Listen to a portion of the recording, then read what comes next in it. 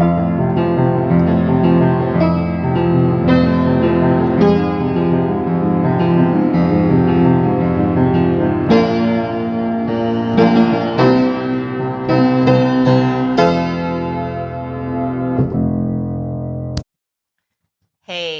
Paige. Hi, Pixel. I am so preemptively exhausted for the next 3 weeks. Like, I have so much shit going on. Okay, so, like, item 1 on the agenda, I get to go back east, back home to visit Woohoo. my, to see all my conservative relatives. Woohoo! Yeah. Yay. And then we're taking a little side quest, little national park action for a few days. That'll be good to just go in the woods and scream about whatever my parents say to me next week.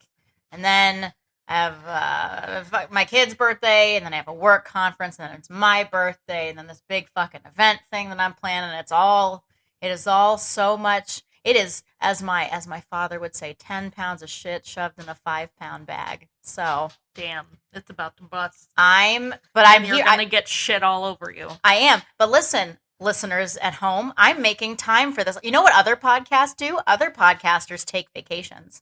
Other podcasters take breaks. But what do we do? We just work ourselves to death. We work ourselves to death. A bunch of episodes we sacrifice sleep in favor of hobbies. And if anything big happens in the world and we don't seem to know about it until a month from now, that's because we're recording like 4 episodes this week for you people. For you. You better be grateful. You better. And give us some 5-star reviews and interact on our Instagram. Seriously. Also, I should probably be better at posting things on Instagram, but it has been a long... Ma'am.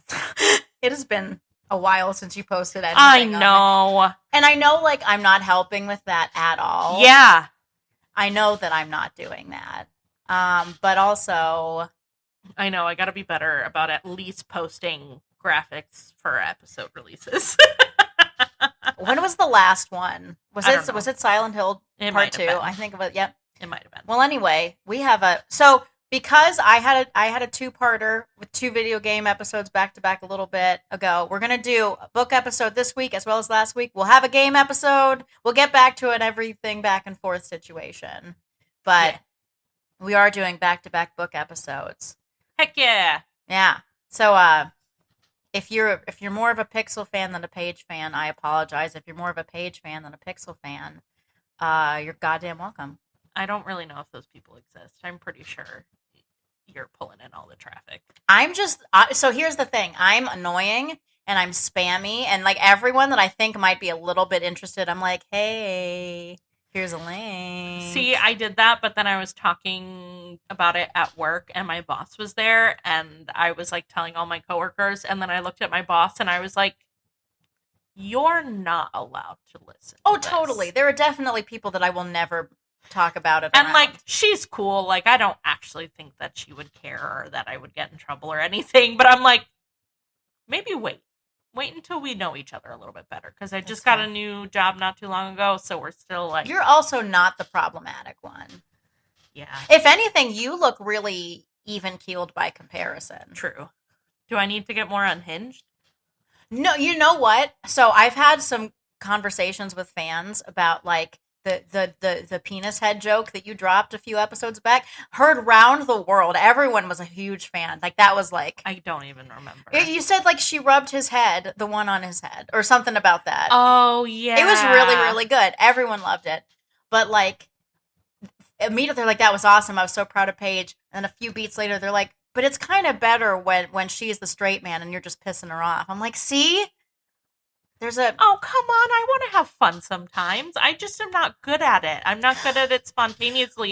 But let me have the ones that I do get, okay? You know what? No, I agree. As long as most of the time you are trying and failing to keep me grounded. And every once in a while you dip your toe into the crazy end of the pool. I think that's the secret sauce. Should sometimes just let you be free. And thank you. Yeah. Yes. Mm-hmm. Amen. All right.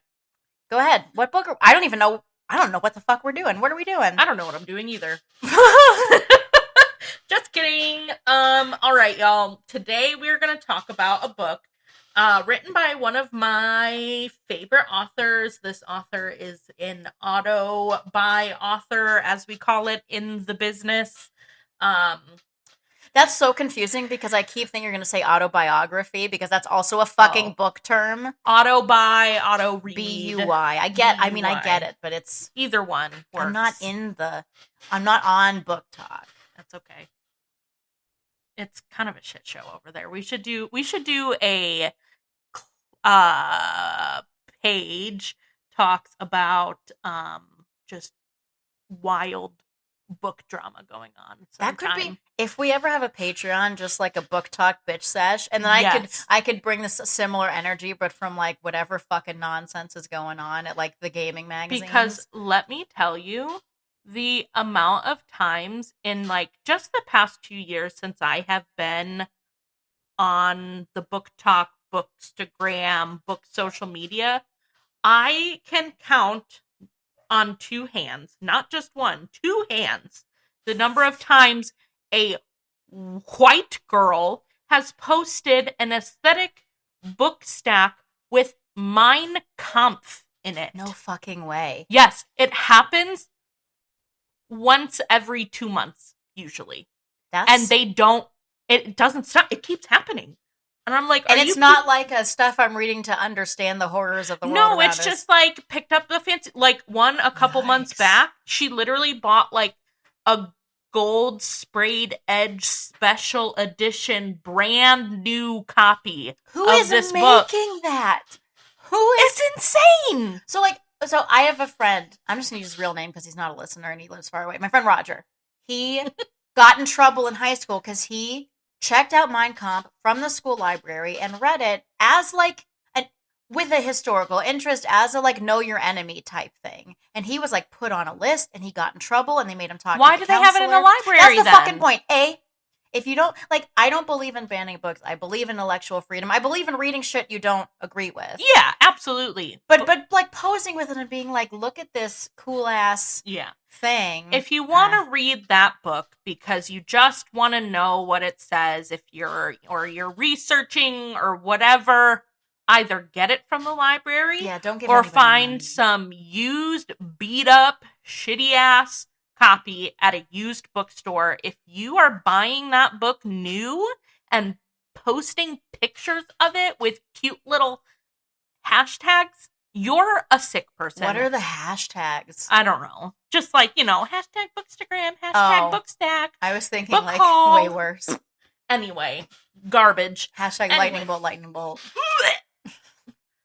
No. Anyway, so What are we? Yeah, well, you don't even know the name of the book we're reading. Jesus Christ, too long. The book we are talking about today is called "The Adoration of Jenna Fox" by Mary. Hot? She's a teenager. Oh, sorry, I didn't know. Stop it. Adoration. I didn't know. "The Adoration of Jenna Fox" by Mary E. Pearson is a book that tackles issues like biomedical ethics and what makes a person a person. Ooh, like House of Scorpion. So I fell in love with Pearson's writing after reading her series, The Remnant Chronicles, and I hope to reread it and then talk about it on here sometime. But since I read those books, I have been on a quest to just read her backlog, and she's been around a while. These books, I believe, were published. This one, I believe, was published in 2008. So she's won some awards. She's been a while. She's been around a while. So anyway, this is the 6th book by her that I have read, and it is the the first book in a series that I am actually now reading the 2nd book of, and I will probably talk about that in the future. Anyway, so let's get lit. Our story starts with our main character, Jenna, at home recovering from being in a coma that she wakes from with 0 memory. Nice. She is living with her mom, her dad, and her grandmother, Lily. Her grandmother is super not a fan of Jenna. We don't know why. I have one of those. Just doesn't really, like, not being, like, mean or cruel, but just, like, doesn't want to talk to her, doesn't really want to be around her type of thing. My grandma unfriended me on Facebook the first time Trump ran for president. Um, she lives in California, but has told she previously lived in Boston. Um, Jenna's mom kind of suggests throughout the book that she watched these like old home videos to get her memories back. Okay. Um, Eventually Jenna is bored out of her damn mind and against her mother's wishes sneaks out to explore her neighborhood where she eventually stumbles into one of her neighbors named Mr. Bender. He is an artist. And they kind of have a little chit chat, just like, hey, how are you? What's your name? Da, da, da, that kind of thing. On the way home, she falls into a creek and she gets her first memory back of her almost drowning as a toddler. Because she fucking keeps falling into creeks. What are you doing? Yeah. How hard? Creeks aren't very big. Well, no, the other time she didn't, it wasn't a creek, it was like a lake that she almost drowned in. But the falling in the creek jogged the memory of her almost drowning. Why did she fucking fall? Listen. I think she was like walking across on some rocks or something and she falls. Being an idiot. She was being a child. Oh Listen, God. It is canon for this podcast that children are assholes. Like, the child characters are not sympathetic. Anyway, so when she gets home, her mom is pretty much really pissed. And then, like, nope, she's not allowed out of sight of an adult, either her mom. Her dad is, like, in Boston a lot still for work. But most of the time she ends up kind of being chaperoned by Lily, her grandmother. Who doesn't like her. Who does not like her. And we don't know why she has a coma? Or why she was in a... Okay. More to come. She was in an accident, is what, like, the description of the book says, is that she was in an accident. But she don't remember it. She doesn't remember it, no. Mm-hmm. She remembers, like, kind of like, oh, I know I'm a girl and I'm 17 I know how to brush my teeth. And yeah, those types of things. Anyway, so Lily starts taking her to the local Catholic mission where Lily volunteers. On the drive there, Jenna asks Lily questions about her parents. Lily tells Jenna that her parents have a boatload of money because her father is a biomedical scientist who developed a new technology to not only store organs for organ transplant, but a technology that can create organs from stem cells. And then he sold this company. And so now they have a ton of money. Mm-hmm. So they get to the mission. Jenna sees a boy her age, and she's kind of like, hey, I would like to make some friends. Can I go to school? And her mom's like, fuck no. Not in those. This is... Okay. Her mom does not want her to go to school. Or anywhere. Or anywhere, really. Like, her mom just wants her to be inside and stay there, and she's being very overprotective, which I guess, like, her daughter was in a coma. I guess I get it. But she, like, does not want her daughter out of her sight. Okay. But I think Jenna kind of wears her down. Lily kind of has this, like, are you seriously going to keep this girl in this house for the rest of her life? Mm-hmm. So her mom eventually does kind of give in. They send her to, like, this super, super small charter school. I think there's, like, 8 students there total. So she gets there, she meets Ethan, who is the boy that was at the mission that she saw. A boy named Dane, who she realizes is her neighbor. And then a girl named Alice, who is got a really bad bacterial infection and is now a quadruple amputee. Jesus. But I guess I didn't really mention this kind of takes place in, like, the near future America. So medical technology is a bit further ahead. So she's got prosthetics, but they're, like, almost indistinguishable. Bold to assume there is a near future for America. Yeah. I mean, actually, this near future, like, I think the backstory is that, like, a lot of people died from a virus Sometimes during a pandemic. Don't you just love that? you just got to clear out. Yeah. You know, you got to get rid of the chaff. You know. So Jenna is assigned to work on a project with Ethan, and she begins to develop a little crush. Of course. Have you ever met an Ethan that wasn't fucking crazy? Because I have not. Ethan warns her to stay away from Dane. So Dane's great. Dane is crazy, and it actually it only kind of comes up a little bit later. I don't actually quite know the purpose of Dane, and I'll talk about that later. But that's okay. I've known one Dane. I know Dane Cook. Yeah, I knew I went to school with a kid named Dane, and he was cool. He didn't have hands, but he had he was born without hands, but he could use his wrists to write. He would use his little wrist nub. Sorry, I just hit my microphone. He'd use his little wrist nubbins to grab a pencil and write. He was awesome. Okay, cool dude. Cool. All right, so during the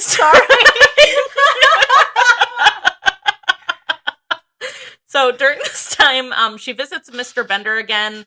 And she kind of is hey, when we were together last time, your backstory was really weird, and you said you were this guy, but that guy, I looked him up, and he should be 80 years old, and you're 50, so what the heck is going on, dude?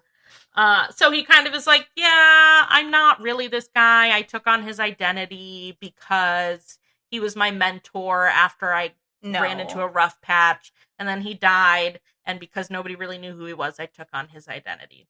Yeah, probably because you had crimes.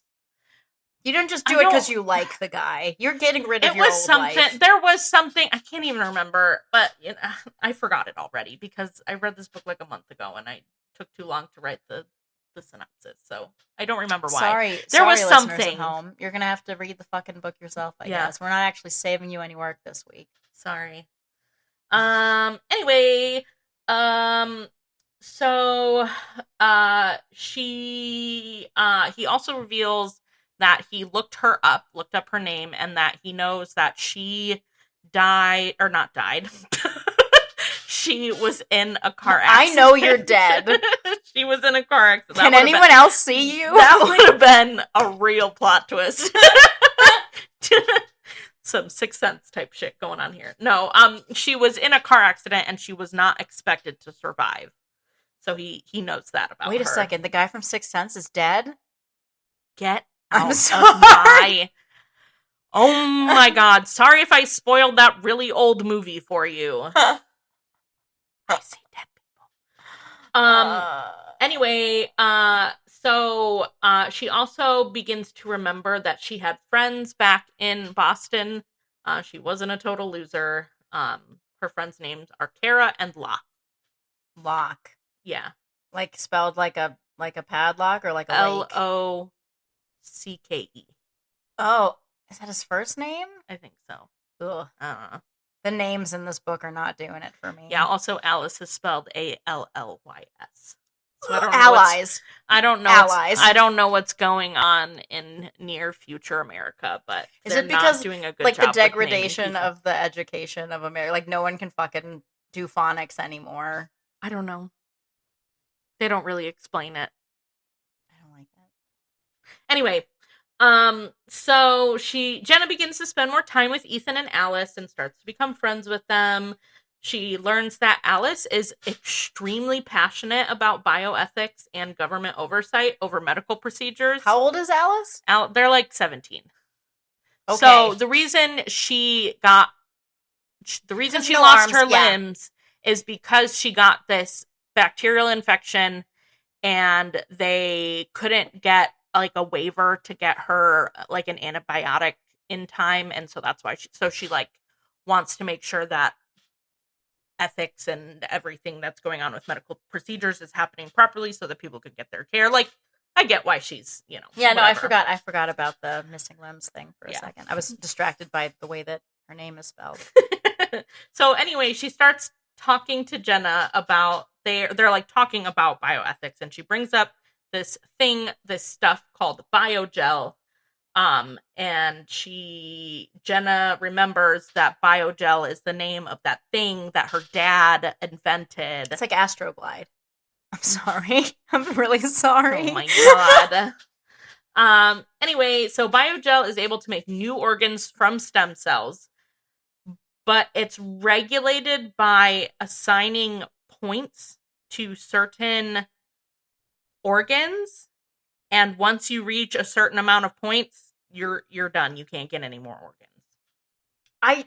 You know, So maybe. that's kind of how they've decided to regulate the use of biogel and how many things you can have But is recreated from biogel in your body. Is it uh like, is it a limited good? Like, is it one of those, like, that we can only make so much, so people can only use so much? No. So it's then basically like, well, then how can we stop people from then, like, recreating themselves, like an entire person type of thing? Like, I don't who's to know. stop anybody? Why fucking not? Well, they've decided that after a certain amount, then that person's not a person anymore. They're mostly this biogel stuff. I don't know. But I feel like an easier way to do that is like, okay, we're not gonna fuck around with the brain or the nervous system, because that's the person.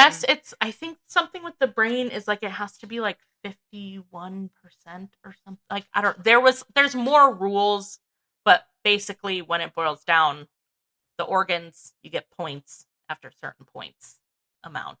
No more organs. No, I get it, but it feels like if there isn't available medical intervention, you just happen to be one of those unlucky people that needs more than someone else, and they can help you, but I don't know. Right. There's always ethical issues no matter what path you take. But yeah. So that's kind of the point of the book. Around this time, Jenna is kind of like snooping around while her parents are gone, and she finds a closet locked in her parents' room. Hot. She finds the key, but is interrupted. No, you never go into the locked thing in your parents' room. Shut up. Oh my god, this once. is a young adult book. Stop it. No, I did that when I was a young adult. I opened the wrong fucking drawer in my parents' room, and no, holy shit. That's not what's in there. Please stop. Not a banana hammock with googly eyes? That's not what she found? That's what I found. She finds the key, but is interrupted by a visit from Ethan.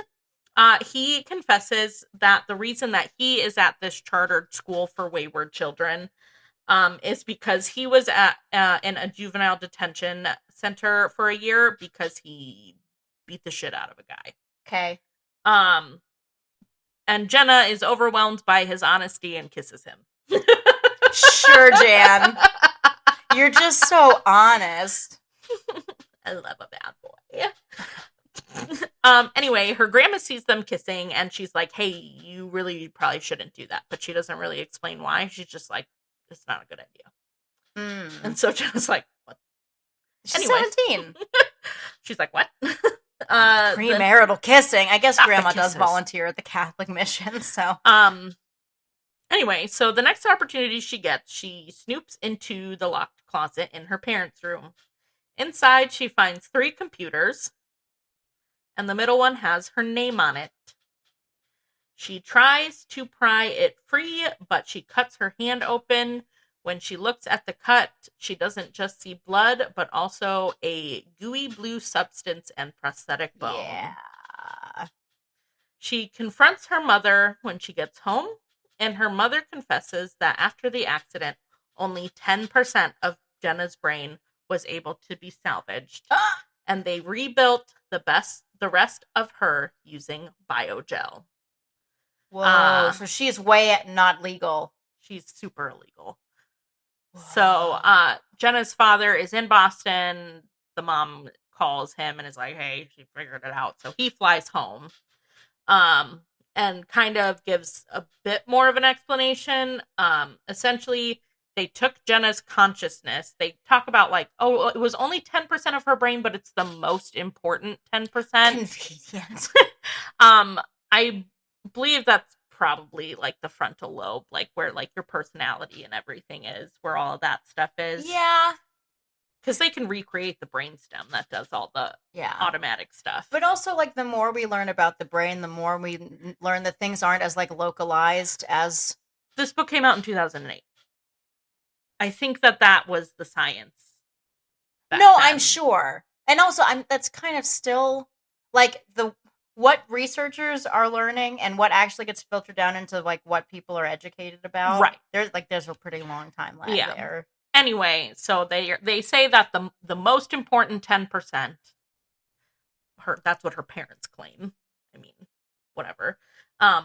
So essentially they like take her consciousness, they upload it onto a computer, they get her DNA, they rebuild her body, and then stick her consciousness back into this body made out of biogel. So it's a copy of her consciousness. I'm sorry, I'm getting. Never mind. It's a rabbit hole I don't want to go down. Yeah. So they even go as far as to upload the entire 11th grade curriculum, like standard curriculum, to her brain because she's gonna miss school. If we can just do that, it's actually really funny. Like she just like starts like quoting like Thoreau and stuff throughout the book, and like all this, like she just knows these things because they were like, well, she's gonna miss school. Guess we'll just upload it all. If I could just like get like a jump drive, like on whatever topic I want, like, you know what? I'm speaking French now. Just fucking stick it in my ear and go to sleep and wake up. Heck yeah. Parlez-vous français, bitch. So she's like super illegal. So they moved to California, number one, because they gotta take her somewhere else where they won't get caught, and also because the biogel needs to be in a like a temperate environment. And so if they stayed in Boston, the cold winters would like kill her like within like a year. That seems like an oversight. Well, I think it's just like they don't really know how stable it would be in the cold because they're not testing it for that. Why would they need to do that? It's only supposed to be temporary type of thing. Like it's not supposed to be. How can an organ be temporary? Not temporary, but like it's like when your body, like her whole body is made out of biogel. The skin, there's no like insulation. Yes, okay, that makes everything sense. is bio. Her entire being is this gel substance. I don't know. The science isn't like super deep. Yeah. So it's okay. We're just gonna go with it. Okay. Anyway, so the conversation ends there, but Lily kind of hints to Jenna that there might be a little bit more that they're not telling her. Great. She kind of hints at it by saying, like, before your accident, your mom told you to go to your room and you didn't. And so then Jenna kind of starts to realize, hey, my mom has been telling me to go to my room a lot lately. And every time, despite not wanting to, I feel oddly compelled to go to my room. They made her obedient. So she confronts them again. And it's like, hey, what the fuck? Yeah. And they kind of are like, we didn't like program you. We just inserted one subliminal command in case they were like, it was they said that they did it to protect her in case somebody from the biomedical ethics governing board, in case they ever came looking, they could just say, Jenna, go to her room, and she would go and hide. That's what they say. That's what they're saying is the reason why and it's the one command and nothing else, and she's not a programmed robot. Did you watch Westworld? I've watched a couple episodes. I wanted to watch it. I am just really bad at watching television. So season 1, season 2, to a lesser extent, excellent. Mm-hmm. But there's this like moment where like one of the like, okay, spoilers for Westworld. There's this moment where one of the like robot sex workers like gets access to her tablet with her programming, and there's like dials that like her intelligence is turned really far down, and there's other things that are turned. So she just like, let's crank up this intelligence, let's turn down this servility obedience thing, let's mess around with, and then things go really poorly for the humans. Yeah. But like the idea of someone who starts out as human and like you can just fucking tinker around in there. Yeah. Yup. Anyway, so Jenna learns all this, and she's obviously very distraught. She's not really sure how to feel, and so she like is just gonna ignore. She's like ignoring her friends. She's kind of staying away from them. Whatever. He confronts her. Um, and even though she was told not to tell anyone about her super illegal self, she decides I can trust Ethan, and she tells him. She says she feels like a monster, doesn't want to like hurt him, all of these things. Ethan comforts her, tells her, you're not a monster, all this stuff. People think I'm a monster because I beat some guy up, but really I only beat him up because he was a drug dealer and he got my younger brother addicted to crack. So it's okay, I guess. Sure. Beat the shit out of some guy. So yeah, I've known people to like roll up on a dealer because of a loved one. Yeah, I get it. So he basically is like, I know who monstrous people are, and you're not a monstrous person. Anyway. So now Jenna's like super curious about what the heck happened before her accident that she can't remember. And she's trying to search herself up on her like laptop thing. But her parents have literally like blocked everything.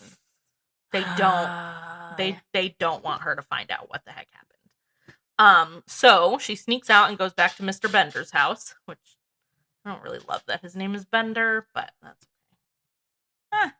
It's his last name, but still. That's fine. Anyway, she goes to Mr. Bender's house to use his computer.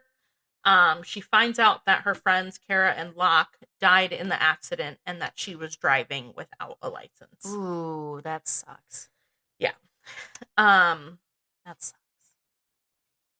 So she's starting to spend more time with Lily. Lily's kind of doesn't like the thing with Lily is that she's like, I resolved that you were gone and I grieved and now but like your parents can't move on and like I moved on, but like now you're this thing that's still here. And so that's why she was kind of. Is she like too Catholic to be cool with a mostly goop being? Is it like a soul thing? I think there's a little bit of that. And I think throughout the book, Lily starts to warm up, and I think she kind of realizes, like, oh, like, her body is goop, but, like, this person, the way she's acting, the way she's talking, what she's doing, like, this is still my granddaughter, I think. So Lily starts to, like, come around. Okay. So Lily tells Jenna that the plan, if anyone ever found out about her, is that Lily would take her to her dad's friend Edward, and Edward would get them out of the country. Okay. I only mention that because it comes up. Are there other countries that are like more permissive about like this sort of thing? I think so. I think that's what they say, and they're like gonna go take her to like the French countryside. Like the French would be chill about this. Yeah. It's true. Yeah. Also, I forgot to mention tiny little detail. Jenna has been hearing her friends' voices talking to her in her head. Oh, baby. But she realizes that the voices are not just like disembodied voices in her mind. They are voices that lead her back to the closet in her parents' room. She discovers the other two computers that are there. They saved their consciences too? Been labeled with her friends. What the fuck? With her friends' consciousnesses. So like, what are they on the same fucking Wi-Fi? What? Essentially, they figured out how to upload these consciousnesses, and as long as they remain plugged in and connected, the consciousness can keep spinning. I think they said if they were to ever be like unplugged, it would take like a half an hour for the consciousnesses to disappear. That's what they say in the book. Stupid. I don't know. Okay. Anyway, so well, they get no bodies. So she realizes, oh my god, I can hear them because that dark void that I remember from being in a coma is not because I was in a coma. It's because I was literally my consciousness was suspended in a computer. Mm-hmm. And like, for some reason that is unexplained, she and then Locke and Kara are able to like communicate still with their consciousnesses in these computers. It's Wi-Fi. Yeah, I guess so. I don't know. Whatever. Probably. Anyway, she's confronts her parents again because her parents refuse to just tell her everything. And they basically said it started because they had already decided they were going to do this stuff with Jenna, and once they realized that Kara and Locke were probably not going to make it, Jenna's mom was like, just felt awful for the parents, and so they uploaded their consciousnesses, but it ended up not working out that they could save them. And the other two died, but they decide to keep the consciousness of Kara and Locke alive just in case someday their memories can exonerate Jenna from being the one who caused the car crash. So they're keeping them in this like void hell to Yeah. fuck that. Yeah. I don't love any of that. No, I don't like that. So wait, question. Yeah. This isn't kind of like jumping out of time here, but that's okay. Will she age? No. So essentially she is it kind of like functional mortality as long as she's not like grievously injured in some way, or they said they think that the biogel could probably last around 200 years. Wow. Okay. Yeah. But she's not going to age. She's just going to like give up one day. She's going to be, eventually it will just stop working, I guess. Wow. Yeah. So, at school one day, Alice confronts Jenna about she figures out that Jenna is in fact Jenna Fox, the daughter of the biogel inventor who got into this serious car accident and wasn't supposed to survive.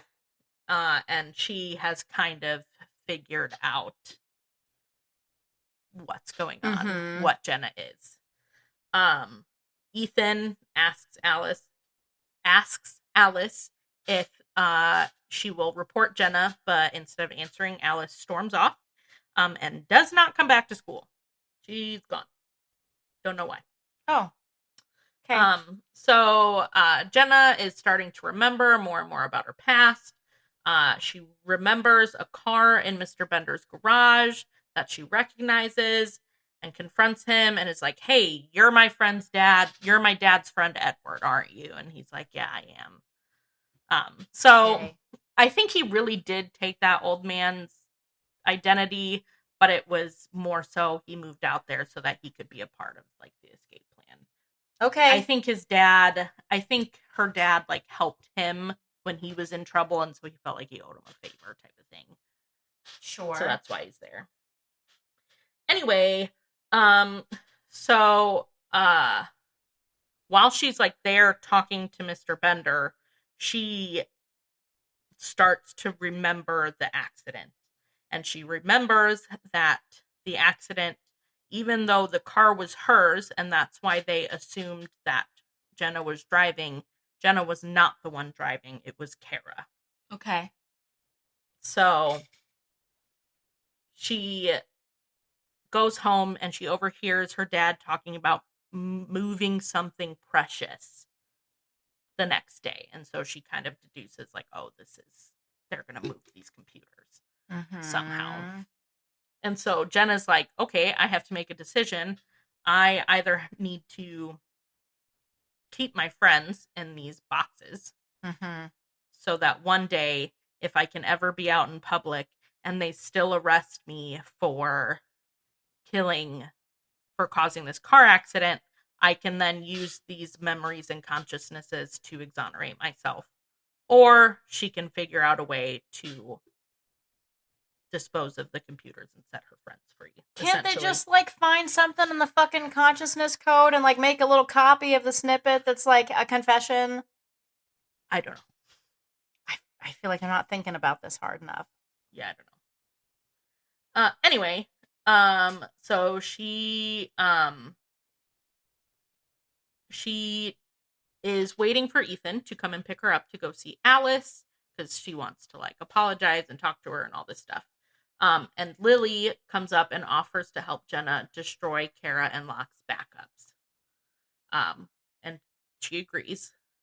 Ethan comes, picks her up. They go to see Alice. They discover that Alice is not doing well from all of her sicknesses and illnesses. I can't remember exactly what happened, but essentially Alice is dying. Alice does not have much left to live. Her organs are shutting down. They can't use the biogel transplants because it would be too many points. Da da da da da. Yeah. So before they leave, though, Alice pulls Jenna in close and tells Jenna that she told her parents to report Jenna's family. So now she has to decide, is she still going to stay and help Kara and Locke, or is she going to run? Because now somebody can report her because they know the truth. She decides to stay and help save her friends. Release, whatever. Mm-hmm. So essentially Lily creates a distraction and then Jenna goes, gets the computers, takes them, runs out to the backyard, and throws them in the pond in the backyard. Okay. So she comes back in the house. Jenna's parents, they're like upset, but also like just more like, what are you doing? And she was like, well, like there's no hope for them. We can't recreate their bodies. Like, mm-hmm. So it's like silly. So they kind of are like, okay, it's, they accept what she did. As they're kind of like, all making up and stuff, they hear a knock on the door. And it is Alice's parents. Mm-hmm. But they are not there to report Jenna or turn Jenna in. They are there to ask Jenna's dad to save their daughter's life. Mm-hmm. End scene. Epilogue. Oh. The epilogue skips forward 260 years. Great. Jenna and Alice are living in Mr. Bender's house for some reason. Throuple? No. Mr. Bender is an old man. Oh, well, dead. He's like dead now. He's been dead for 200 I don't years. remember if they explain why they're in his house and not in her parents' house. No. So Jenna and Ethan were married for like 70 years, it says. And he aged and she didn't. Aged, but she didn't. Okay. But Jenna remained a secret. The world eventually becomes more accepting of what happened with her. And so before Ethan had died, they had I guess her parents had saved her eggs and then they saved Ethan's sperm. And so she through surrogate has a child. That's her eggs. Her eggs. Her bio eggs. No. Oh, they saved her eggs from the accident. Oh, that's cool. Yeah. So they did think about that. Anyway, so I don't think I would have in that situation. I don't think. Anyway, so Kayla is a normal human. And so she is going to age and everything normally. And because Jenna's like, I don't want to have to I don't want to outlive my child. Yeah. She said when Kayla gets older, she is going to move back to Boston with Kayla and they're going to live out the rest of her time in Boston until the biogel stops working. So it's like Bicentennial Man. Kinda, yeah. And that's how the book ends. Sick. Cool. Yeah. Awesome. I cannot come up with a favorite moment for the life of me. Oh, is that maybe because most of this book is just okay. Yeah, it sounds fine. I think the concept was really cool. I kept reading, hoping that there was going to be something bigger or more that was going to be revealed or something. And it kind of just didn't. I kind of figured out pretty much what was going on pretty early on. Yeah, it seemed to telegraph itself.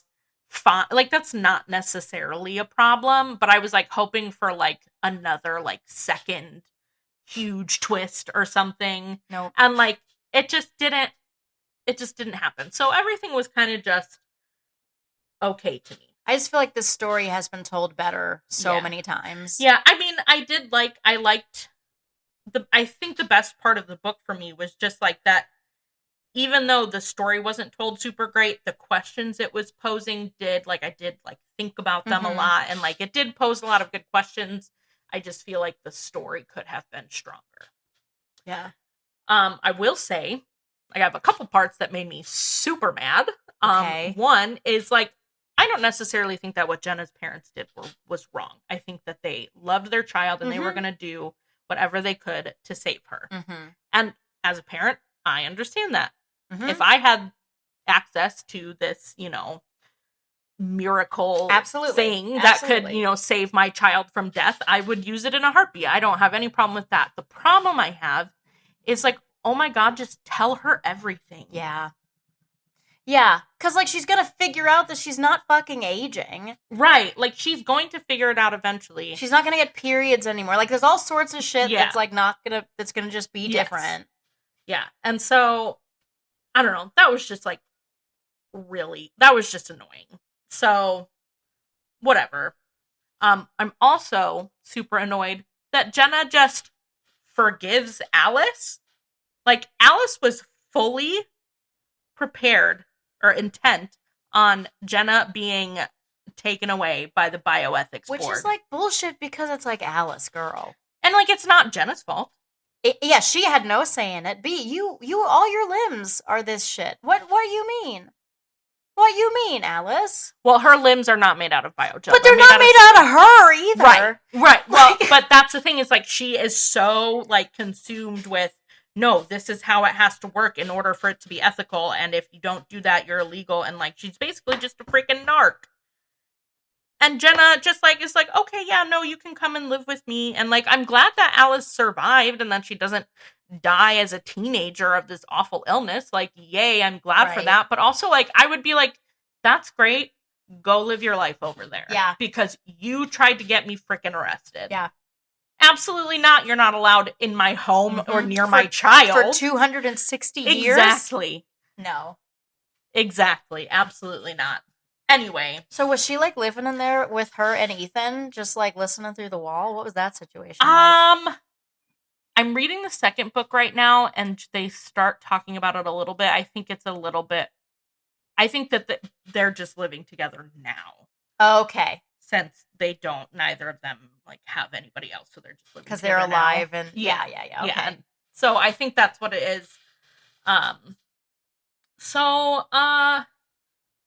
yeah. Anyway, screw you, Alice. I don't know. I did not like her. I know she's a teenager and she was probably just jealous. But still. Anyway. My favorite character was probably Lily. I just love bitchy old ladies. Yeah, for sure. And, like, she was Catholic, but not, like, too Catholic. Like, I think there was, like, a little bit of, like, dealing with, like, what is a soul and, like, when does somebody become a person. And so I think I read an interview, and, like, that's why she, like, the author is not Catholic. She just chose to make a character Catholic so that there could be, like, a natural bringing up of, like, what is the soul and things like that. Yeah. One of the things that I've seen it several times, but, like, I don't know, it's just a meme that's like, I didn't believe in a soul until I saw, like, AI generated art. And it's so obvious when something is made without one that the soul must exist. Right. There's something out there that makes humans that is different for some reason, and it's not tangible, but it's there. And so, and I just felt like she was, like, so determined, like, no, I'm not gonna like this new thing that just looks like my granddaughter but is not my granddaughter. And it, like, slowly, like, as Jenna continues to just be who she is, and she's like, oh, okay, maybe this is still my granddaughter. I don't know. I just liked her character development. Yeah. I felt like it was probably the best out of the book. So overall, this book was super wild, all over the place. Yep. It covered some really intense questions, but again, the story Not well. just Yeah. okay. The pacing was kind of weird. I felt like some of the characters were underdeveloped. Like by the end, like I get that like she was like super crushing on Ethan, but like to go from like we kissed and we like each other to like we were married for 70 years. I was like, I mean, that happens some, and like it's somebody that knows what she is. Yeah. Like imagine I know, it just felt like there wasn't like I wasn't invested in that relationship enough. They didn't develop it enough. Yeah, they didn't. She didn't really develop it enough. I felt like. I felt like some of the big reveals just like fell flat, and like there was never a time where I was like, what? That's like why pacing is important. Yes. So it could have been better. The execution could have been better. I will say too, I listened to this book on audio, and the narrator, I didn't look up like a picture of the narrator or anything. I don't know what she looks like or anything, but Jenna is supposed to be like 17. Uh-huh. And the narrator played her like she was like 13 or 14. And I was just like, this feels like a bit disconnected. Are you just old now? It could be. I think you might just be old but now. like she just sounds so young. Like I have in recent memory interacted with 17, 18-year-olds. And they talk like people. This person talked like a child. I don't know. It was weird, but maybe it is just because I'm old. Yeah. It could very well could be. Huh. But I will say that I've already started book 2, and book 2 is already going way better. Okay. So, it was good enough for me to be like, I think I would like to read more about what's going on here. So I think this book, it was just early in the author's career, probably still learning, you know what I mean? Like, yeah. So, whatever. Not every book can be a winner. It's okay. Yeah, so I gave this book 3 out of 5 stars. Okay. I don't really have much else left to say about it. I think I've said everything I need to say. Plenty has been said about this middling book. Yeah. Anyway, so go follow us on Instagram at Paige and Pixel PC. I promise to try to post more things. Yeah. Anyway, with that being said, read hard, play hard, and don't play God, you tiny bitch. Whoa.